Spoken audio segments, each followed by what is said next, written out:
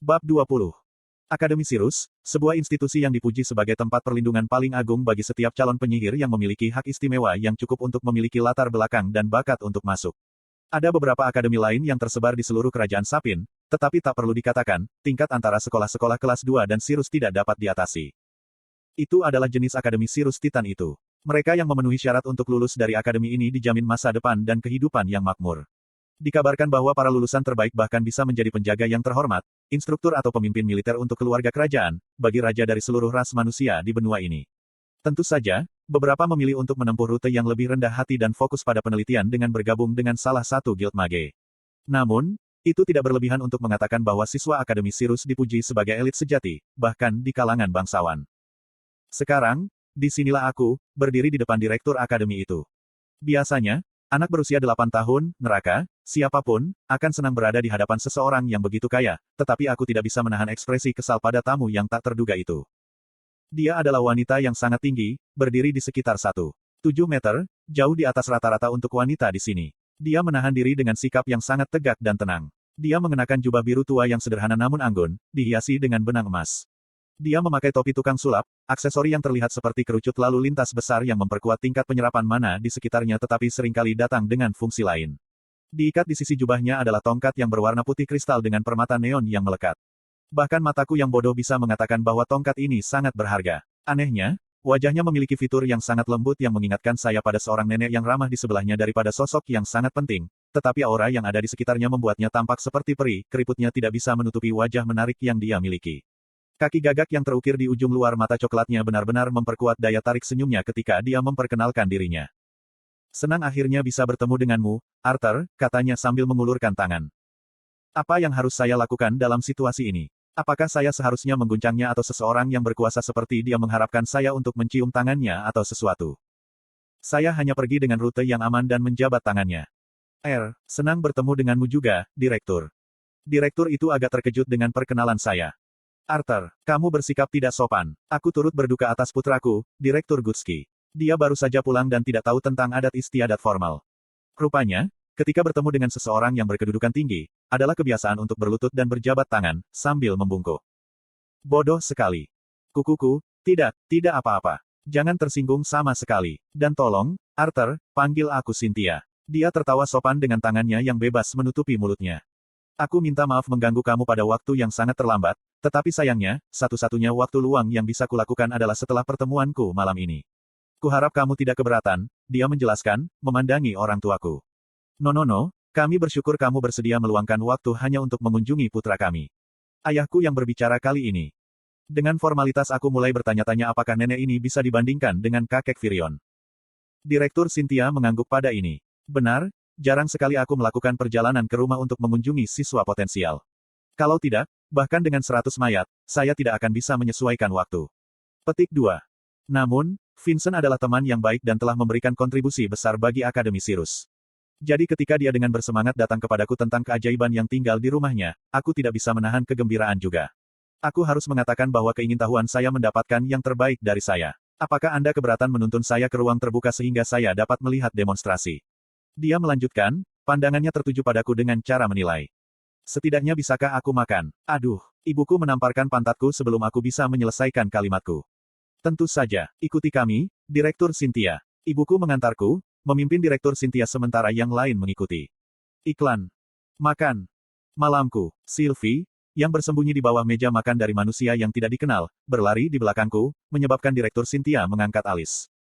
Ya ampun, binatang mana yang cantik? Aku menganggap itu adalah binatang kontrakmu, Arthur. Dia bertanya kepadaku dengan penuh rasa ingin tahu sambil berlutut untuk melihat Sylvie lebih dekat.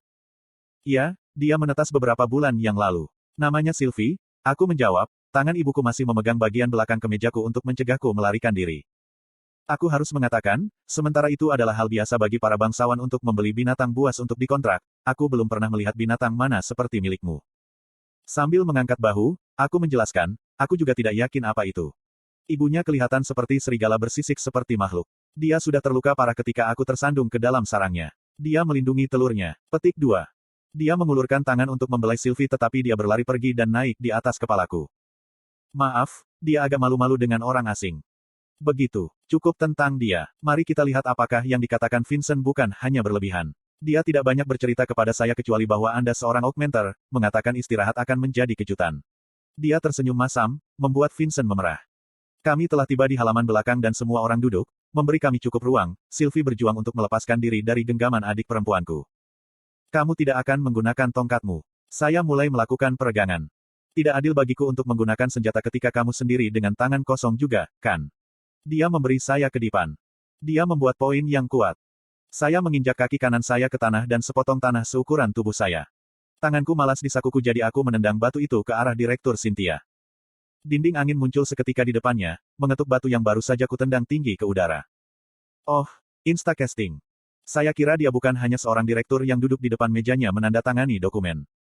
Alisnya terangkat karena terkejut oleh serangan mendadak yang kulemparkan padanya, tetapi dia dengan cepat menenangkan diri. Aku tahu dia tidak mengharapkan serangan elemental dariku, terutama karena dia tahu aku adalah augmenter. Aku menghembuskan angin di bawah kakiku dan mendorong diriku padanya.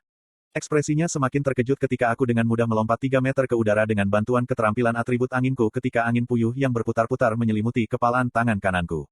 Menggunakan batu yang baru saja dihancurkan oleh direktur sebagai pijakan, saya menendang untuk mendapatkan momentum yang cukup untuk mudah-mudahan menembus penghalangnya. Tabrakan dua mantra kami menciptakan aliran angin yang tidak menentu, memaksa penonton untuk menutupi diri.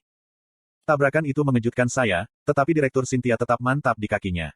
Sebelum saya dapat menyusun kembali diri saya sendiri, Direktur sudah menyelesaikan langkah berikutnya ketika hembusan angin berputar dan membentuk diri mereka menjadi 4 lilitan seukuran pohon kecil. Bahkan tanpa perintah yang terlihat darinya, para twister menembak diri mereka ke arahku. Mengumpulkan atribut angin mana di sekitarku, aku akan membentuk tornado kecil di sekitarku, memutar arah berlawanan dari mantra Direktur Gutski. Dengan menggunakan gaya sentrifugal yang dihasilkan oleh topan saya mulai berputar bersamanya, menggunakan tangan saya untuk membuat bila angin. Bentrokan antara 4 twister dan topan saya menciptakan kawah kecil tetapi sebaliknya tidak membahayakan saya selain membuat saya sangat pusing. Mengesankan, sepertinya aku harus menganggapmu sedikit lebih serius. Seketika aku terlempar ke belakang, telingaku berdenging dan penglihatanku goyah. Dia adalah seorang penyimpang, penyihir yang sehat pada saat itu. Aku menenangkan diriku, melirik lawanku yang menatapku dengan ekspresi agak terkesan di wajahnya. Kepalaku mulai berputar, mencoba memikirkan berbagai kemungkinan langkah yang bisa aku ambil untuk menang, tetapi dia membuatku dalam skakmat. Menekan kesombongan dan keras kepala saya duduk di tanah, mengakui kekalahan. Itu sudah cukup untuk demonstrasi, kan, Direktur? Saya menggosok pelipis saya. Ya, itu sudah cukup, gumamnya. Ada jeda lama ketika dia mulai mengajariku dengan minat yang baru ditemukan. Dia sadar kembali dan berjalan ke arahku ketika aku mendengar suara ayahku. Arthur, kamu tahu bagaimana menggunakan mantra atribut bumi dan angin juga. Apa maksudmu, juga? Direktur Cynthia menyela, pandangannya yang tenang berubah menjadi ekspresi kebingungan. Ibuku melanjutkan untuk ayahku yang bingung. Dia, anakku, kami pikir dia adalah elemen api. Dia juga menyimpang yang bisa menggunakan sihir kilat. Aku bisa mendengar napas Direktur Cynthia menjadi pendek, dan untuk pertama kalinya, ekspresinya tentang seseorang benar-benar kaget. Petik 2. 4 sebenarnya, aku bisa mengendalikan keempatnya, aku memotong. Bagaimanapun juga, semua orang akan mencari tahu. Ini bukan sesuatu yang saya bisa, atau ingin sembunyikan. Bumi dan angin adalah elemen terlemah saya. Saya jauh lebih mahir dalam mengendalikan api dan air. Kebetulan saya juga menyimpang di kedua elemen itu, meskipun saya baru saja mulai berlatih di dalamnya.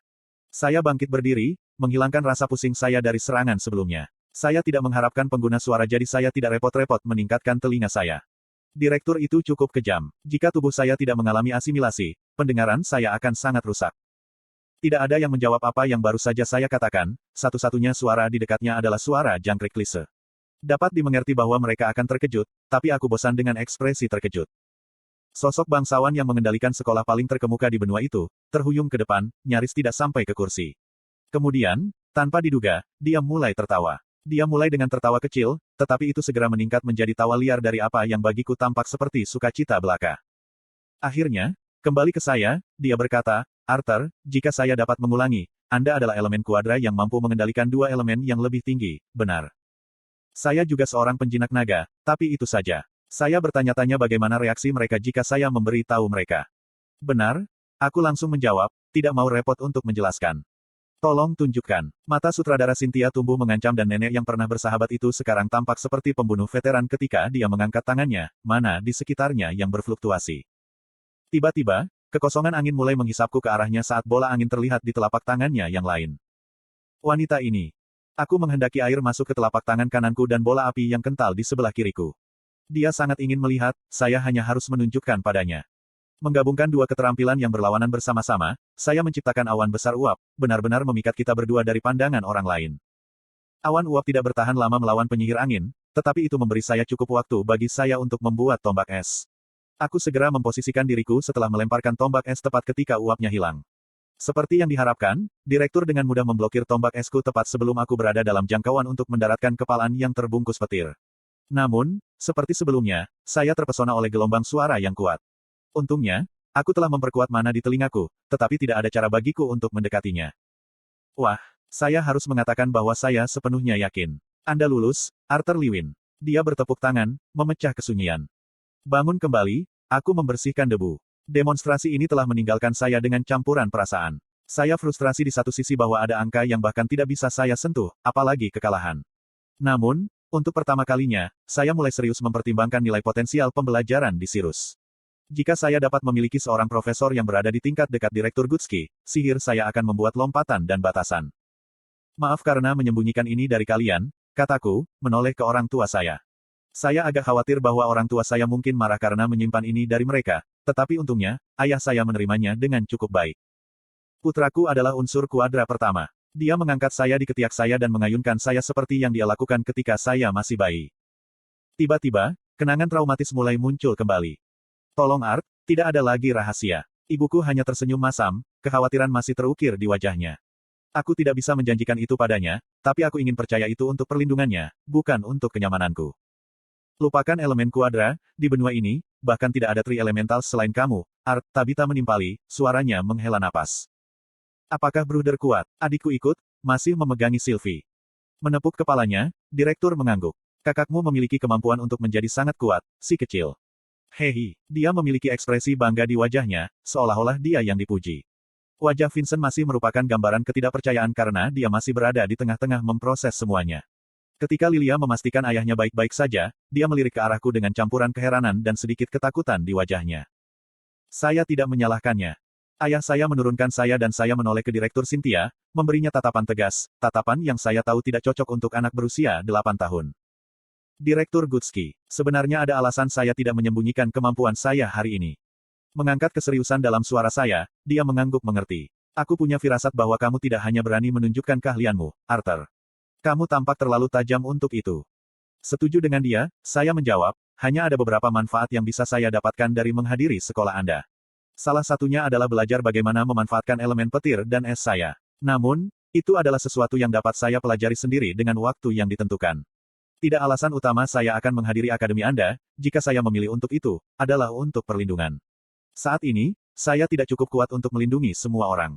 Namun, Anda memegang posisi kekuasaan dan pengaruh yang dapat memberikan keamanan bagi saya. Keluarga dan saya, setidaknya sampai saya bisa mendapatkan kekuatan untuk melindungi mereka sendiri. Petik 2. Arthur, Anda tidak sopan kepada Direktur Gutski. Bagaimana bisa Anda? Petik 2. Tidak apa-apa Alice. Segera setelah dia mengatakan ini, Direktur menggumamkan nyanyian lembut sebelum berbicara lagi. Arthur, aku percaya kamu memiliki kemampuan untuk membuat perubahan di dunia ini. Untuk itu, jika kamu mau menghadiri Akademi Sirus dan menjadi warga negara yang sah yang akan melakukan apa saja untuk melindungi tanahnya, maka aku akan mematuhi semua kriteria yang kamu set. Suara Direktur Gutski jelas dan ditentukan. Baiklah, saya akan belajar apa yang saya rasa berharga dari kelas yang ditawarkan sekolah Anda dan melatih kekuatan saya sendiri. Selama Anda memberi saya alat dan kebebasan untuk melakukannya, serta menjaga orang-orang yang saya cintai tetap aman, maka saya akan menganggap Anda sebagai dermawan yang penting, aku berjanji. Bibir Direktur Gutski melengkung menjadi senyuman saat kami berjabat tangan. Mendengar ini, aku tiba-tiba bisa mendengar suara orang lain lagi. Melihat sutradara, dia memberiku kedipan mata. Dengan penampilan bingung dari semua orang di sekitar kita, saya hanya bisa berasumsi bahwa apa yang telah dilakukan Direktur Gutski adalah membuat semua orang tidak dapat mendengar suara kami. Mengklarifikasi untuk semua orang yang tidak bisa mendengar, saya berkata dengan keras, saya akan mematuhi perjanjian kami ketika saya mendaftar di akademi Anda. Oh, apakah Anda tidak berencana mendaftar ke akademi saya dalam waktu dekat? Direktur dan setiap orang dewasa lainnya tampak bingung di wajah mereka. Aku tidak berencana memasuki akademi Sirus sampai aku berada pada usia normal untuk benar-benar hadir. Tidak, aku sudah memutuskan untuk memasuki akademi di ulang tahun ke-12ku, usia yang sangat rata-rata bagi seseorang untuk masuk akademi. Aku berasumsi itu tidak akan menjadi masalah. Aku memiringkan kepalaku. Ya ampun, itu baru 3 tahun lebih sedikit. Arthur, Apakah kamu punya rencana apa yang harus dilakukan sampai saat itu? Saya pikir Direktur Gutski tidak akan begitu menerima memperpanjang pendidikan saya selama lebih dari 3 tahun. Saya berbalik untuk menghadapi orang tua saya lagi, karena itu terserah mereka untuk mengizinkan saya atau tidak. Aku menatap langit malam, bintang-bintang bersinar. Tidak seperti duniaku yang dulu, kurangnya cahaya yang terang benar-benar membuat malam yang berkilau bintang itu indah. Memalingkan pandangan saya kembali ke tempat keluarga saya menjawab. Aku ingin menjadi seorang petualang.